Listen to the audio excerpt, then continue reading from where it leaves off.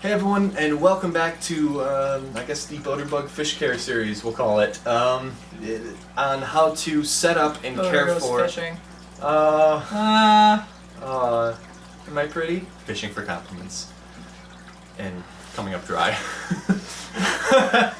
Anyway, the series is all about setting up and maintaining a fish aquarium for enjoying them and so that they are healthy as well. And today we're still talking about setting up your tank with substrate and plants.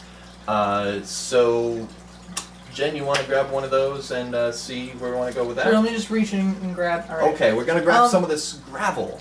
Yeah, so there's a few different options depending on the type of fish you have as to what's best. Gravel's by far and large the most common. Yeah, substrate again is what's on the bottom of your tank, so it's not just a plain glass whatever. It looks boring and it's better for the fish if there's something there. So gravel is the simplest. Yeah, it's the easiest. It's easy to clean because when you end up cleaning the tank, you don't have to worry about, like with sand, let's say, sucking up all the little particles when you clean it up. And we'll talk more about cleaning in a few episodes. It gives a place for good bacteria to, like, exist, essentially. Yeah.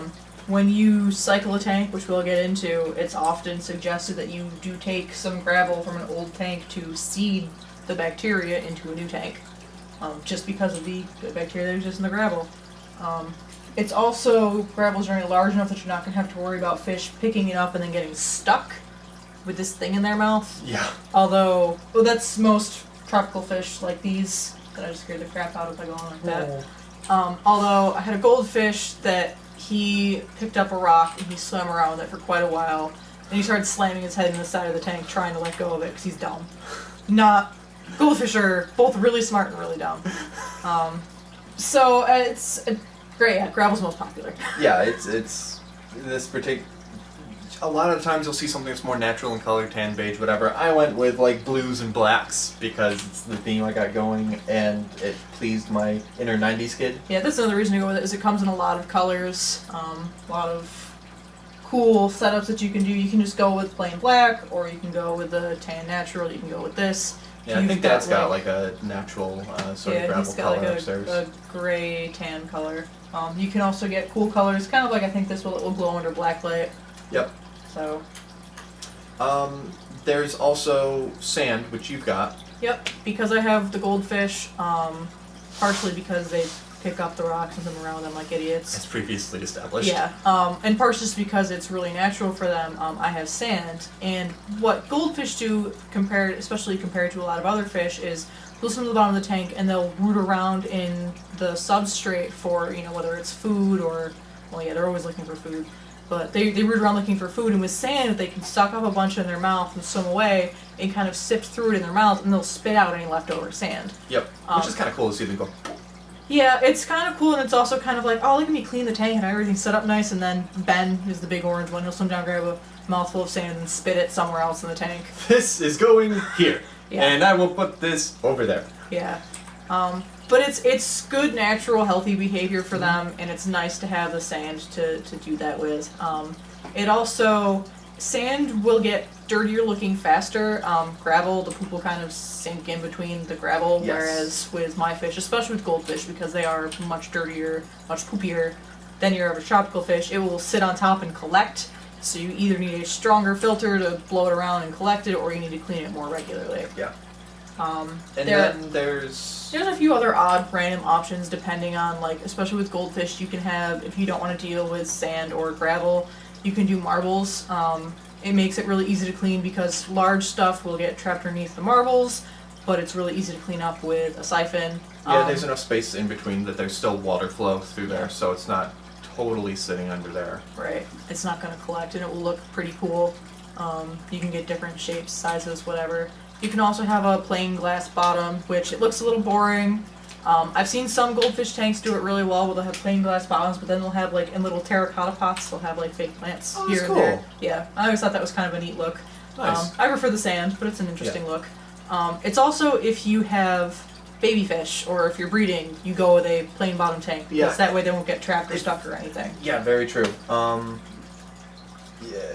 if you have like a hospital or quarantine tank, like as a secondary tank, you maybe don't need to worry about substrate as much, as long as you've taken some substrate that's from a cycled established tank into there. And we'll talk more about cycling tomorrow. Right. Yeah, for your hospital, your quarantine tanks, you generally want a clean bottom because that's less that you're going to have to disinfect in case. Let's say you put a fish in there, it ends up having some terrible disease and then it dies and rots. Well, that's less that you then have to pull out and sterilize later. Yep. So that's substrate, mainly gravel and sand, and then a few other options as well. If you've seen another option and you're interested in going with that, I do encourage you to do more research on it, but gravel and sand are the two kind of easy ones to go with. The other one that has a little more impact on, as far as choices to go for your tank, is whether you're going to get artificial plants or live plants. We both have artificial plants, so all these are artificial in here. I think Dad has some live plants. Yeah, he's exclusively live plants. And they both have their benefits. Artificial plants, you don't have to care for them. They're just there. And they still offer places for your fish to go through. Even like decent ones though, like to swim through and whatever. Live plants will have a couple benefits. They will help absorb some of the excess nutrients in the nitrogen cycle.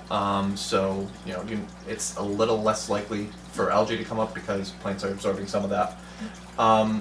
And they do help with oxygenation of the water as well.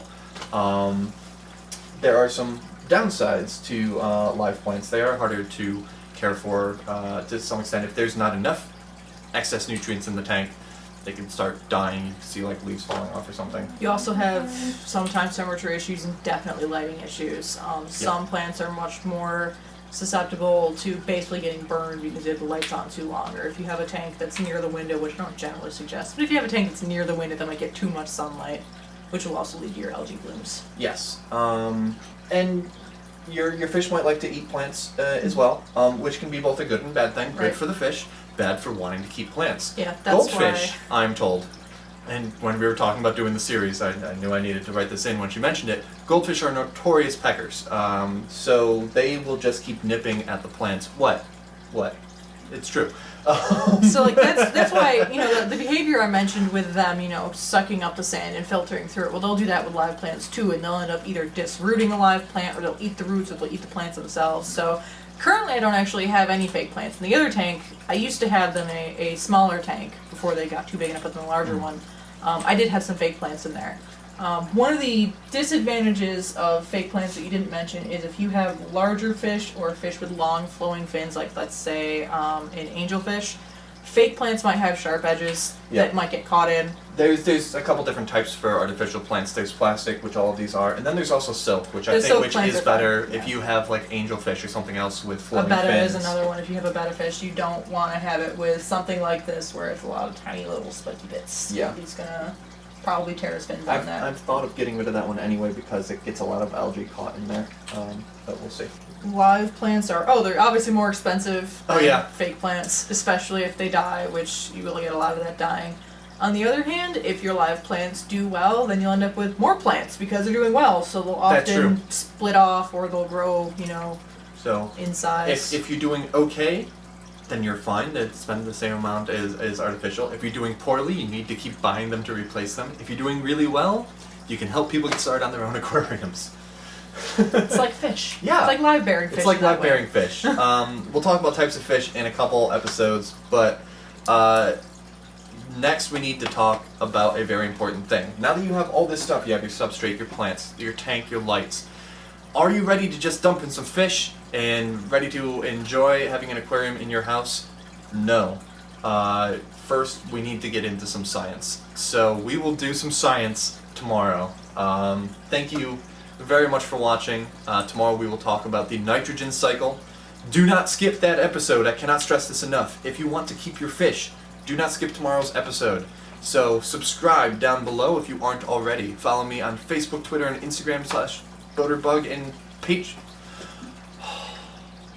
Follow me on Facebook, Twitter, and Instagram /BoaterBug, and support me on patreon.com /BoaterBug. Thank you very much for watching. Have a good one, and I'll see you tomorrow.